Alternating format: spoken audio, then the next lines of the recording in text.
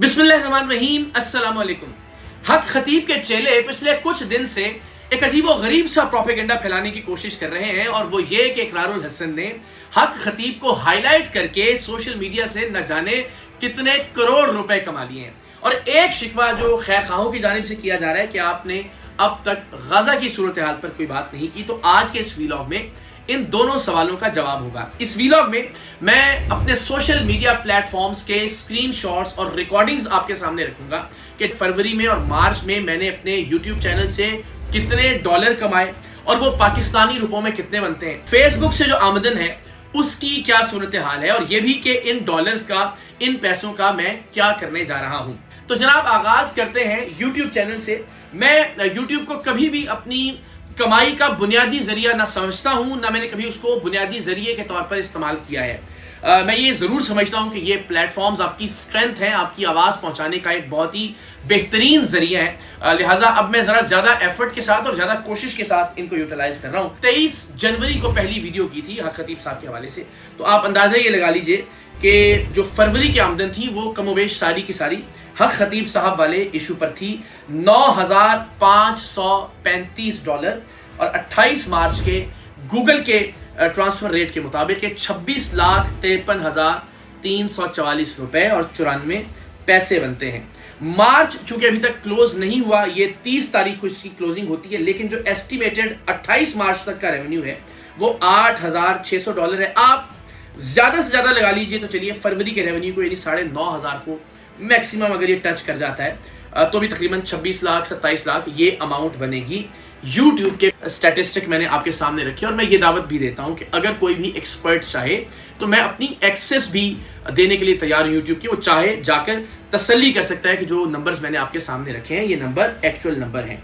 तो जनाब फरवरी का पूरा महीना जो था वो हक खतीब साहब का इशू ही था, और उससे 26,53,344 रुपए 94 पैसे बनते हैं। और मार्च जाहिर है इसकी जो आमदन है वो अगले महीने की 24 या 25 तारीख को ट्रांसफर होगी मेरे अकाउंट में। तो जनाब ये तो थी यूट्यूब की सूरत हाल।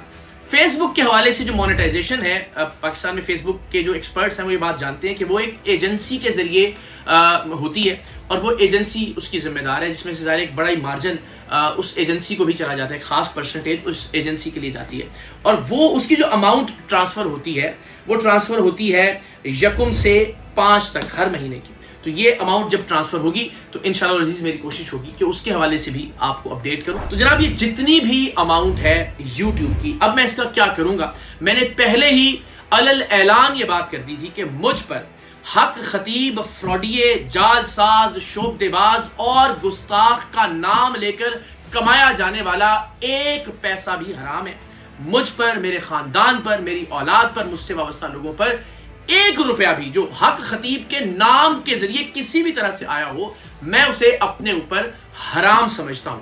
मजबूरी यह है कि हमने मोनेटाइजेशन ऑफ क्यों नहीं की। मेरे करीब जो एक्सपर्ट्स हैं फेसबुक के और सोशल मीडिया के, यूट्यूब के, उनकी ये राय थी कि शायद इससे रीच मुतासर हो सकती है, क्योंकि ये प्लेटफॉर्म्स, इनका अपना भी एक हिस्सा होता है जब मोनेटाइजेशन ऑन होती है, तो शायद कंपैरेटिवली ज्यादा बूस्ट करते हैं या ज्यादा रीच बढ़ाते हैं उन वीडियोस की जो मोनेटाइज्ड होती हैं बनिस्बत उन वीडियोस के कि जो मोनेटाइज्ड नहीं होती। वल्लाहु आलम, ये मेरी राय नहीं है, ये एक्सपर्ट्स की राय है। मैं ज़ाहिर टेक्निकली बहुत ज़्यादा चीज़ें नहीं जानता हूं, लेकिन जो आमदन यूट्यूब से हुई, मैं तमाम पाकिस्तानियों को गवाह बनाकर ये आमदन गजा के मुतासरीन को देने का ऐलान करता हूं। और इंशाल्लाह जो मार्च में भी, यानी मार्च की जो आमदन अप्रैल में ट्रांसफ़र होगी वो भी इंशाल्लाह गजा के मुतासरीन को जाएगी। और उसके बाद भी हक खतीब के हवाले से बनाई गई जिस भी वीडियो पर जो भी पैसे बनेंगे, जो भी डॉलर्स बनेंगे, वो इंशाल्लाह अज़ीज़ गजा के मुतासरीन को जाएंगे। अब लोगों का ये शिकवा और शिकायत कि हम गजा के हवाले, ये मैं कैसे जाएंगे और कब जाएंगे भी तफसीलात मैं आपसे शेयर करता हूँ। ये शिकवा कि हम गजा के हवाले से बात नहीं कर रहे थे, तो मैं इस बात का कायम हूँ कि ये वो मौजूद था कि जिस पर बात करने से कहीं ज्यादा जरूरी था कि अमली तौर पर कुछ किया जाता। जब ये सूरत हाल वकू पजीर होना शुरू हुई फलस्तीन में, गजा में, मैंने उसी लम्हे इजिप्शियन एम्बेसी में भी अपने वीज़े के लिए दरख्वास्त दी और लबनान की एम्बेसी में भी वीज़े के लिए दरख्वास्त दी। मेरी ख्वाहिश ये थी कि मैं सरहद पर जाकर कोशिश करूं कि लोगों को वहाँ से अपडेट कर सकूं और इमदादी सरगर्मियों के हवाले से भी अपना रोल प्ले कर सकूं, लेकिन अनफॉर्चुनेटली کئی ہفتے اور کئی مہینے گزرنے کے بعد بھی مجھے نہ تو لبنان کی جانب سے ویزا ایشو کیا گیا اور نہ ہی ایجپشن جو اتھارٹیز ہیں ان کی جانب سے. واللہ عالم, ظاہر ہے وہ اس وقت نہیں چاہتے تھے کہ جرنلسٹ وہاں جائیں یا اس کے علاوہ کوئی اور وجہ تھی, لیکن میں نے اسی وقت یہ ویزا درخواست گزار دی تھی اس کی. اس کے بعد سے ہم جو کرتے رہے وہ ایک الگ داستان ہے, اس پر بھی تفصیل سے بات ہوگی. میں ابھی پچھلے کچھ دن کا احوال آپ کے سامنے شیئر کرتا ہوں. ہم چونکہ رمضان ٹرانسمیشن کر رہے ہوتے ہیں ARY ڈیجیٹل نیٹ ورک پر, تو ابھی ایک روز پہلے ہمارے ساتھ الخدمت فاؤنڈیشن موجود تھی, جو کہ ہم سب جانتے ہیں کہ ٹرکوں کے ٹرک اور کئی جہاز, ہوائی جہاز کے ذریعے بھی کئی کھیپ بھجوا چکی ہے غزہ کے متاثرین کے لیے. اس کے سربراہ, اس کے صدر ہمارے ساتھ موجود تھے. ہم نے اس حوالے سے بات بھی کی.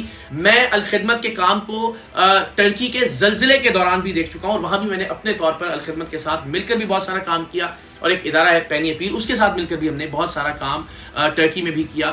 اور الخدمت کے حوالے سے میری اور پورے پاکستان کی یہ رائے ہے کہ اس میں کوئی شک نہیں ہے کہ انسانیت کے حوالے سے پاکستان کی ایک نمائندہ تنظیم ہے, جس نے ترکی میں ریسکیو میں بھی بہت کام کیا, اور یہاں غزہ میں بھی آفیشیلی جو ایجپشن ریڈ کریسنٹ ہے اس کے ذریعے جو امداد پہنچائی جا رہی ہے غزہ میں, اور ایئر ڈراپ بھی کی الخدمت نے وہاں کی لوکل پارٹنر آرگنائزیشنز کے ذریعے اپنی امداد غزہ کے متاثرین کے لیے. تو ہم نے اس پر تفصیل سے بات کی. ہم سب کے دل بہت اس وقت تکلیف میں غزہ کی صورتحال کے حوالے سے, اس پر کچھ اگر آپ بتائیے کہ وہاں کس طرح سے کام ہو رہا ہے, کیا ضرورت ہے. اس وقت وہاں پہ 3,50,000 چھوٹے بچے ہیں جو میل نیوٹریشن کا شکار ہیں. اللہ اکبر.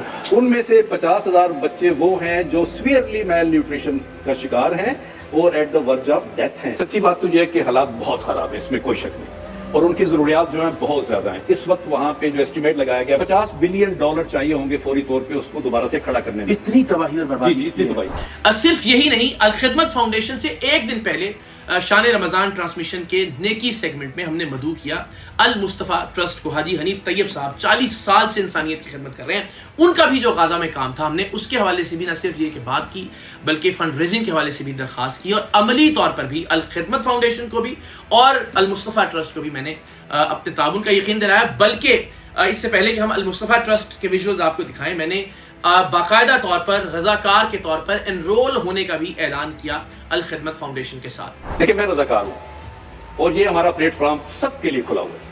آن لائن آپ والنٹیئر بنیے الخدمت کے, کوئی بندہ بھی کسی بھی تعلق رکھتا ہو, کسی سیاسی جماعت سے, کسی مذہب سے, اوپن ہے, ہم سب آ سکتے ہیں. ہمارے والنٹیئر بنیے, ہمارے ساتھ ہاتھ میں ہاتھ ملائیے.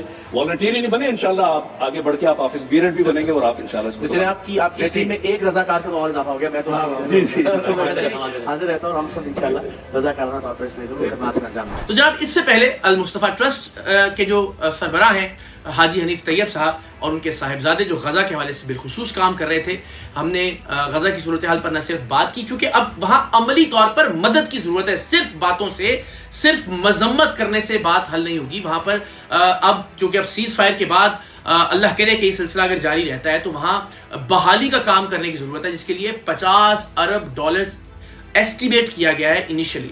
تو ہم نے ان دونوں اداروں کے ساتھ اس پر بھی بات کی. غزہ کے حوالے سے کیا کیا جا سکتا ہے, اور جو لوگ دیکھ رہے ہیں اگر آپ پلیز ان کو تھوڑا سا کچھ موٹیویٹ بھی کریں. ظاہر ہے کہ جو ظلم ان پر ہوا ہے وہ بیان سے باہر ہے. جی, ہسپتال کے ہسپتال, اسکول کے اسکول, مسجد کے مسجد, چرچ کے چرچ, کوئی بھی چیز جو ہے وہ بچی نہیں ہے, ٹوٹ گئی ہے. اس صرف صورتحال میں کہ جب وہ علاقہ جنگ زدہ ہے, امداد نہیں پہنچ پا رہی, بہت مشکل ہے امداد کا پہنچنا, ذرا اس پہ تھوڑی روشنی ڈالیے. اس کا میں تھوڑا سا بتاتا چلوں کہ یقیناً حالات تو وہاں کے پوری دنیا دیکھ رہی ہے کہ جو حالات ہیں وہاں پہ 32,000 سے زیادہ شہید ہو چکے ہیں لوگ. جہاں پہ ضرورت ہے, جہاں پہ خیمہ بستیاں لگی ہوئی ہیں, یہاں پہ شیلٹر ہاؤسز بنے ہوئے ہیں, وہاں پہ چاہے میڈیکل کی ایڈ ہو, چاہے ان کی روزانہ کا خوراک کا ایک بہت بڑا مسئلہ ہے. کھانا جب پک کے بستی میں پہنچتا ہے, خیمہ بستی کے اندر, تو کتنا رش وہاں پہ لگ جاتا ہے. چھوٹے چھوٹے بچے برتن لے کے اور کھانا لے رہے ہوتے ہیں.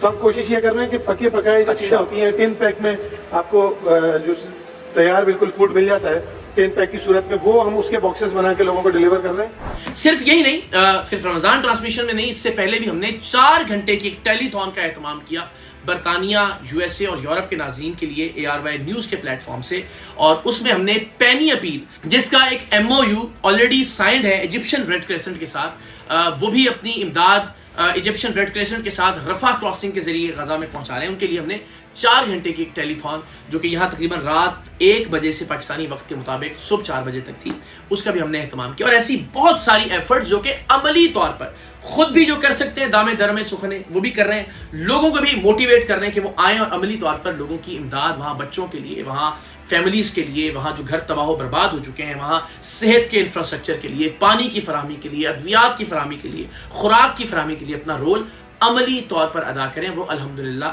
ہم کر رہے ہیں اور آئندہ بھی کرتے رہیں گے. آپ سب سے دعا ہے کہ آپ میرے لیے اور وہ تمام لوگ جو اس وقت گراؤنڈ پر کام کر رہے ہیں، وہ تمام آرگنائزیشنز جو گراؤنڈ پر کام کر رہے ہیں، ان کے لیے دعا ضرور کیجیے گا. اللہ تعالیٰ آپ سب کا بھی حامی و ناصر ہو. آپ سب بھی اپنے جذبات کا یوں اظہار کرتے رہیے، آواز بلند کرتے رہیے. ہم بھی انشاءاللہ العزیز اپنے حصے کی آواز بھی بلند کریں گے اور ساتھ ہی ساتھ اپنے حصے کا عملی کردار بھی ادا کریں گے. اور بالخصوص میں نے پھر یہ بات دہرانے کو ضروری سمجھا ہے کہ حق خطیب صاحب کے حوالے سے جو بھی میری یوٹیوب کی آمدن ہے وہ تمام کی تمام آمدن غزہ کے متاثرین کے لیے، اور جو فیس بک سے انکم ہوگی وہ یہاں پاکستانی جو این جی اوز ہیں جو ہیلتھ پر کام کر رہی ہیں، جو تعلیم پر کام کر رہی ہیں، وہ انشاءاللہ ان میں تقسیم کر دی جائیں گی مختلف آرگنائزیشنز کے اندر. آپ دعا کیجیے گا کہ پروردگار جلد سے جلد اس فتنے کا خاتمہ کرے، اور یہ بھی دعا کیجیے گا کہ اللہ کی ذات مجھے استقامت عطا کرے.